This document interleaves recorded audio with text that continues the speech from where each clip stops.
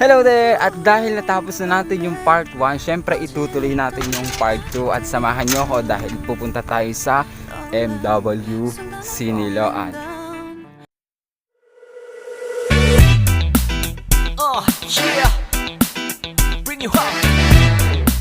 Yeah, come on. Guys, nagkamali ako. Hindi pala ako kay MW papasok. Dito pala ako papasok kay Robinson. Ayan. Samahan nyo ako guys pagpasok sa loob. Yeah, bring you up. Yeah, come on.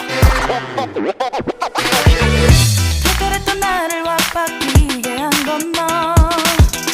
나를 거울 앞에서 서성이게 만들어버린 너.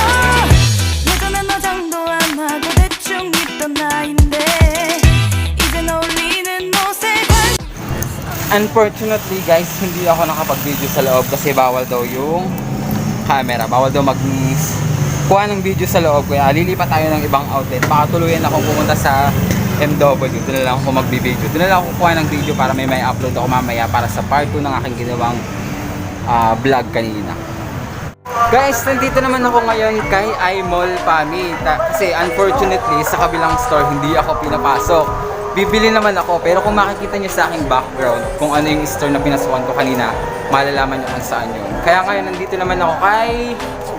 Hindi ko na rin sasabihin, baka kasi hindi rin ako papasukin, pero may bibili naman ako mamaya.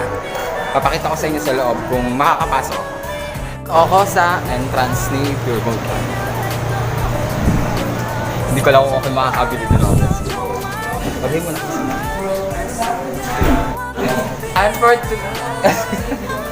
Alam mo, masayang araw. Unfortunately mga pare ko, hindi na naman nakapasok ang inyong vlogger sa isa pang store kasi naka-short ako. Hindi ko naman alam. Minamalas yata ako ngayong araw.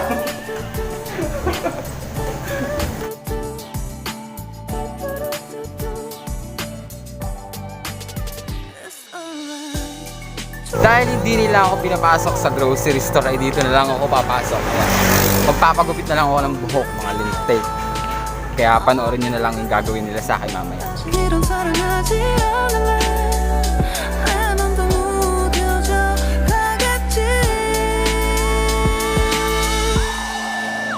Take me back 그 밤에 내돌리고 싶어 내가 지키려 했던 모든 건 다 부서져 버렸어 정말 It's alright 내 숨겨왔던 비밀을 하늘에 고이 담아서 It's alright I want to go back I don't feel good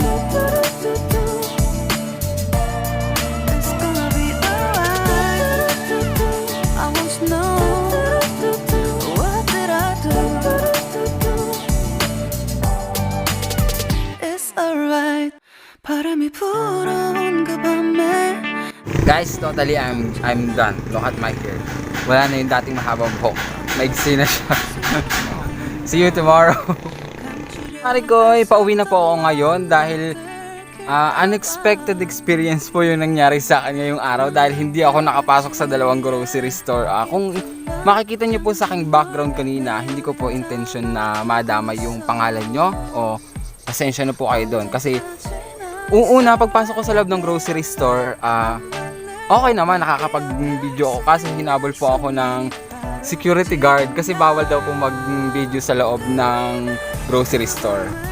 Tapos after po nun, lumipat ako sa kabilang grocery store. Tapos hindi rin po ako nakapasok kasi oo nga pala, nakakalimutan ko na empleyado nga pala ako ng store na to at yung policy nga po pala nila is kapag ka-empleyado ka, doon ka dadaan sa employees entrance. Ang kaso nga lang po ay naka-short po ang inyong vlogger kaya hindi po siya nakapasok. Sobrang ganda ng naging experience ko ngayong araw. Kaya naman ang ginawa ko ay umalis na lang ako tapos nagpunta na lang ako sa isang barbershop at yun, talagang dun ako nakapasok at nagpagupit na lang ako. Look at my hair yan. Diba? Kahit pa paano, may nangyari naman sa ginawa kong vlog kanina. Kaya lang, hindi masyadong maganda yung naging part 2 kasi pauwi na ako ng bahay ngayon. Kaya For today's video, para sa aking today's vlog, hanggang dito na lang po muna at thank you so much ng marami. Happy viewing!